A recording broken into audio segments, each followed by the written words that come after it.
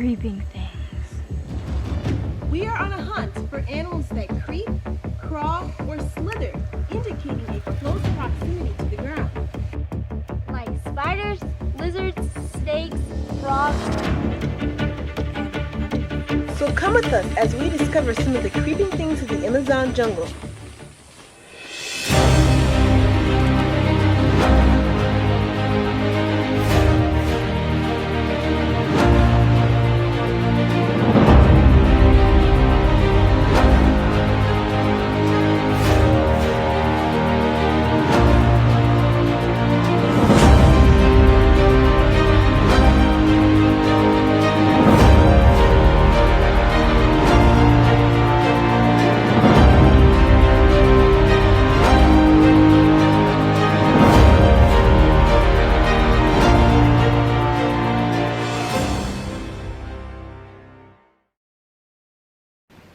The Amazon basin is home to half of the world's tropical forests.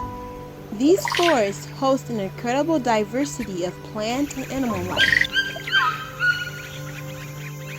It is crisscrossed by thousands of rivers and streams that serve as tributaries to the Great Amazon River.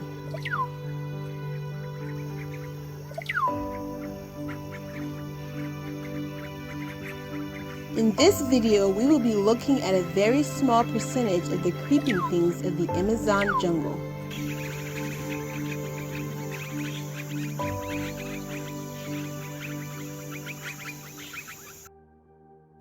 This is one of the most venomous caterpillars in the world. They look cuddly, but don't be fooled. Beneath its hairy surface are poisonous barbs that cause a powerful sting, which can result in days and even weeks of pain. So if you find one of these, resist the urge to pet them. Other names for this caterpillar are fire caterpillar, pus caterpillar, and flannel moth. Frangipani caterpillars feed on only frangipani trees, also known as plumeria, and any plant in the frangipani family. Like most bugs that are toxic, their bright colors scream out to other animals saying, "Don't eat me, I'm toxic." These caterpillars eat a lot.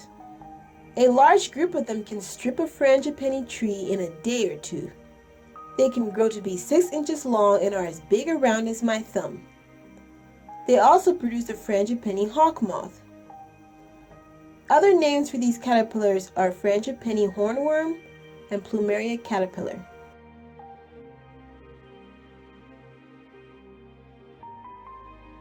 This cute little snake is called a banded cat-eye snake. It is a common species in Bolivia and not poisonous or dangerous to humans.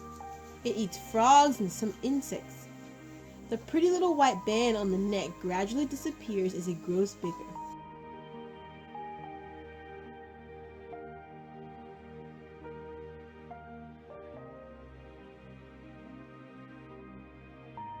Tree frogs are a diverse family of amphibians that includes over 800 species. They are found on every continent except Antarctica. Red-skirted tree frog. Upper Amazon tree frog. Over 600 species can be found in South and Central America. The adult tree frogs are insectivores, meaning that they eat insects like flies, beetles, crickets, moths, and other small invertebrates. But as tadpoles, most of them are herbivores, meaning they eat plants.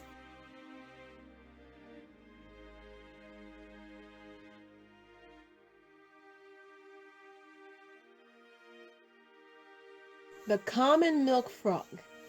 If you have sensitive skin, you should not touch it. It produces a poisonous, sticky white glue when stressed. It's sticky enough to sometimes temporarily glue a snake's mouth shut. Take a look at this amazing glass tree frog. The skin on its underside is literally transparent, letting you see all its little organs masterfully placed in action. Many of these frogs even have green bones.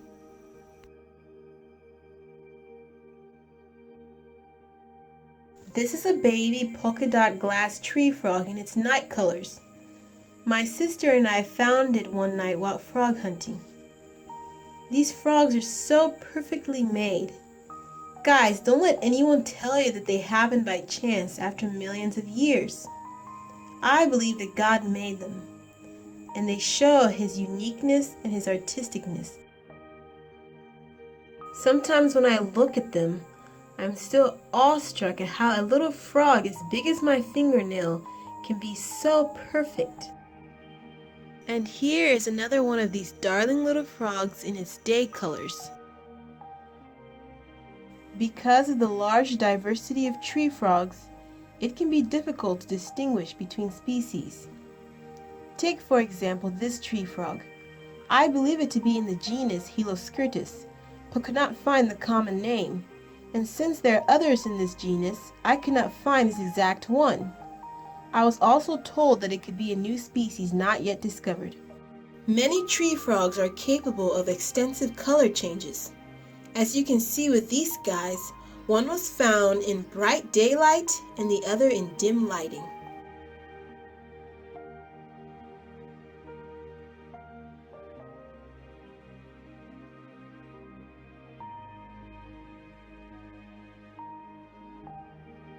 I believe this handsome guy to be in the genus Buana, but I'm not 100% certain.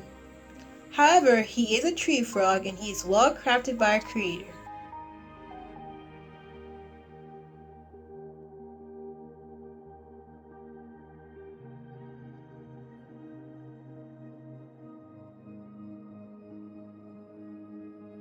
Monkey tree frogs are so cool. This is a super tiger leg monkey tree frog. Like all tree frogs, they have suction cups on each of their little toes.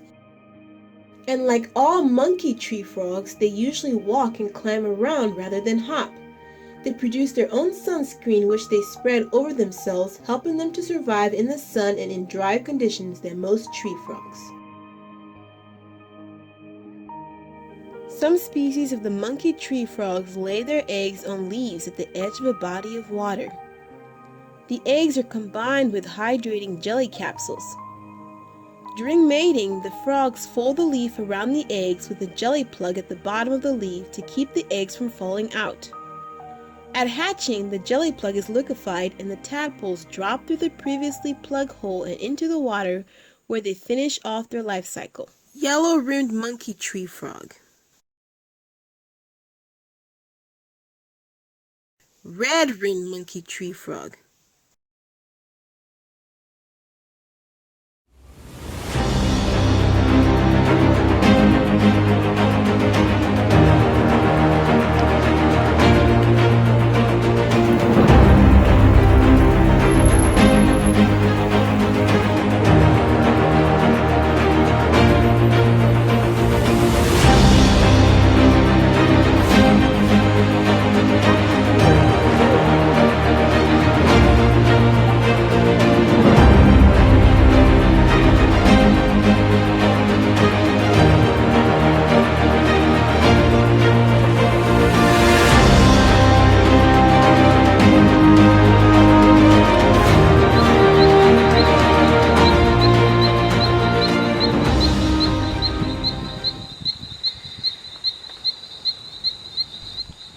Do you hear that sound?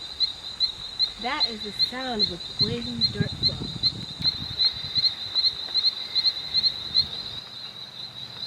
Poison dart frogs are famous for the poison they produce in their skin to ward off predators, which is why they sport bright colors and can be fairly fearless little frogs. These species, unlike their cousins in North and South America, are not toxic enough to hurt humans, unless you try to eat them. Some of their cousins in North and South America are so poisonous they can be dangerous to touch.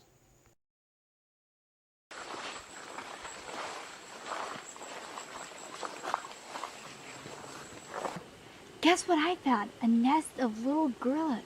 Come, let's knock on their door. Knock, knock, knock.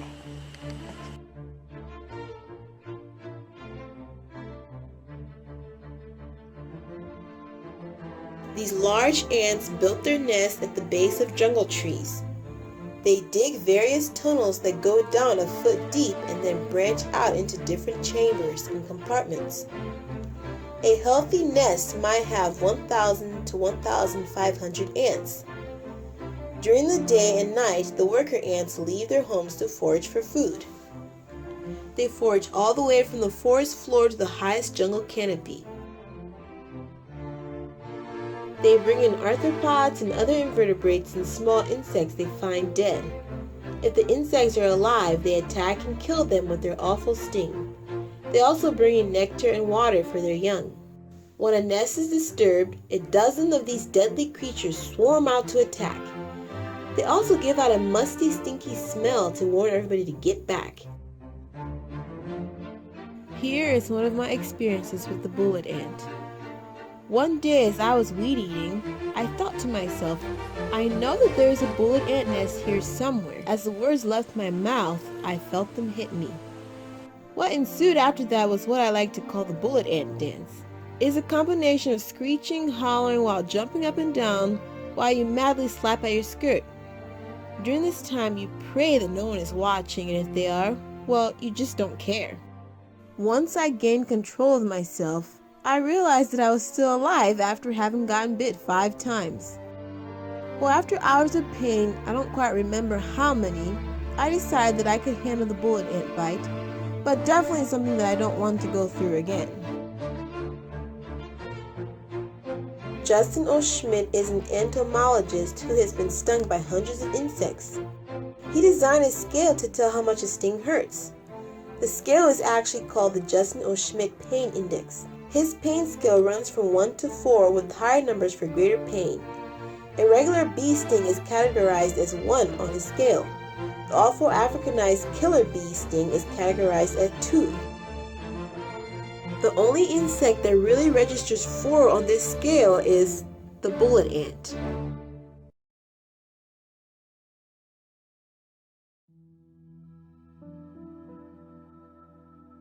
Leafcutter ants are fascinating creatures. They can carry 20 times their body weight, and they pave these amazing trails from their host plant to their nests. These paths are so clean that it literally looks like a mower went through and mowed a path for the ants. This particular path was about 30 meters long from the host plant to the nest. When a leafcutter ant nest gets too big, they send out queens and males. The males and queens can fly in this stage. As they fly, the males catch the queens and they mate in the air. The males then die and the females, the queens, fly far away, return to the ground and drop their wings forever and find a perfect place to start a new colony.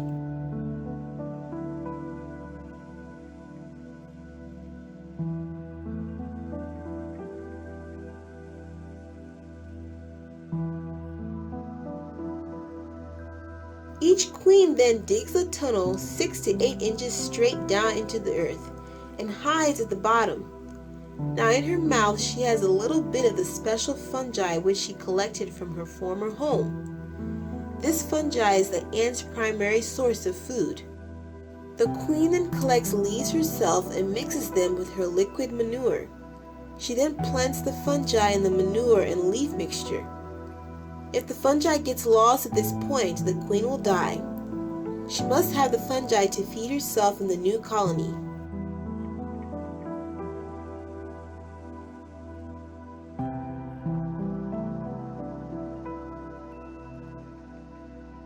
Once the fungi is growing, the queen then lays some worker eggs on the pile of fungus.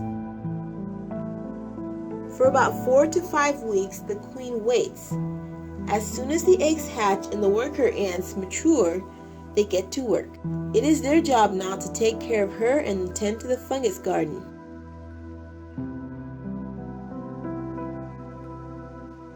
The ants cut in a circle, measuring with their back feet. So the bigger the ant, the bigger the piece of leaf that they cut. Like this ant here, sometimes when they finish cutting the leaf, they ride it down like a parachute.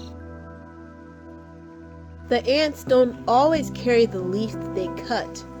At times, there are some up in the tree cutting leaves, while others are at the bottom hauling them off.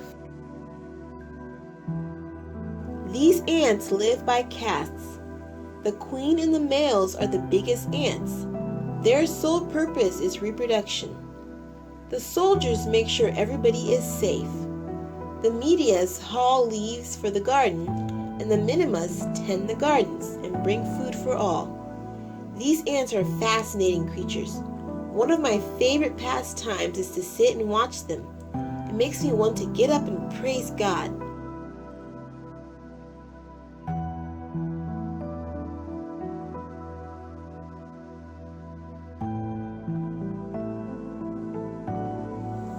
One of my favorites, a monkey-tailed lizard. Similar to chameleons, they can change color. They are able to grasp branches with their extra long tails, just like monkeys, hence the name monkey-tailed lizard. This guy here is a little bit cold, so he is a bit slow today. Although he looks aggressive, they are not much harm to people. Bridled forest geckos are extremely wary and move quickly for short distances. When in breeding conditions, the males sport bright colors and contrasting patterns. They feed mostly on insects like beetles, crickets, roaches, termites, grasshoppers, butterflies, spiders, flies, and earthworms. At times, the geckos also eat their own shed skin. If captured, they can readily shed their tail as well as portions of their skin.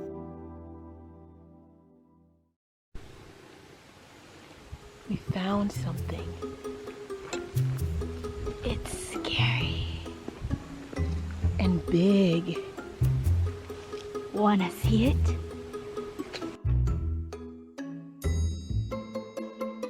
The cane toad is a prolific breeder. Females lay single clump spawns with thousands of eggs. Its reproductive success is partly because of opportunistic feeding. It has a diet unusual among frogs and toads of both dead and living matter. The king toad has poison glands, and the tadpoles are highly toxic to most animals if ingested. Its toxic skin can kill many animals, both wild and domesticated. Because of its ferocious appetite, the king toad has been introduced to many regions of the Pacific and the Caribbean islands as a method of agricultural pest control. Another name for the cane toad is the marine toad.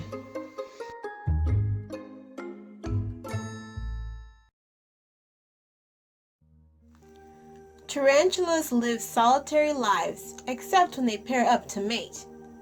These tarantulas here are not very dangerous, but their bite can be quite painful. They're not very aggressive and will tend to run away unless they're protecting an egg sac. Tarantulas are nocturnal, meaning they are most active during the night, coming out to hunt such things as beetles and cockroaches.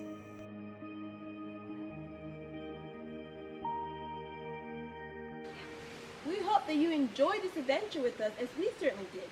If you forget everything we've mentioned on this video, just remember this. That God's creation is spectacular, beautiful, amazing, and awesome.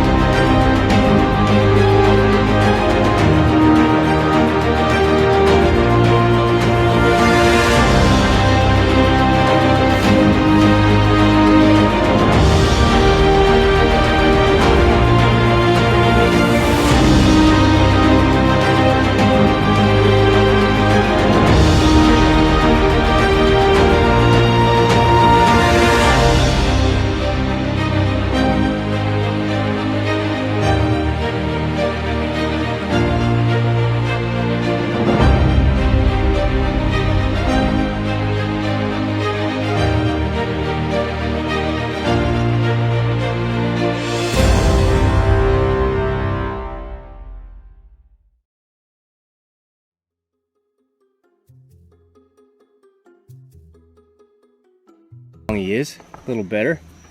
Here. You're scared. Well, I don't want him. His little head up. We're on a hunt for animals that creep close to the ground. For animals that creep along the ground. Go. We are on a hunt for animals that crawl with short steps, indicating the closest to We are on a hunt for animals that crawl close to the ground, which indicates a close proximity to the ground. Like spiders, snakes. Why can I just... Go. Yes, like other. Go. Yes, like other things, like spiders. We found something. It's big It's not big. and scary. We said God's creation is spectacular, wonderful. God's creation is spectacular, beautiful, amazing. And then you remember you look at each other. God's creation is spectacular, beautiful, and wonderful. Amazing. Okay, one more time. Let's just pray over her. Yeah, Let's just pray. We are on a hunt. Is it a hunt?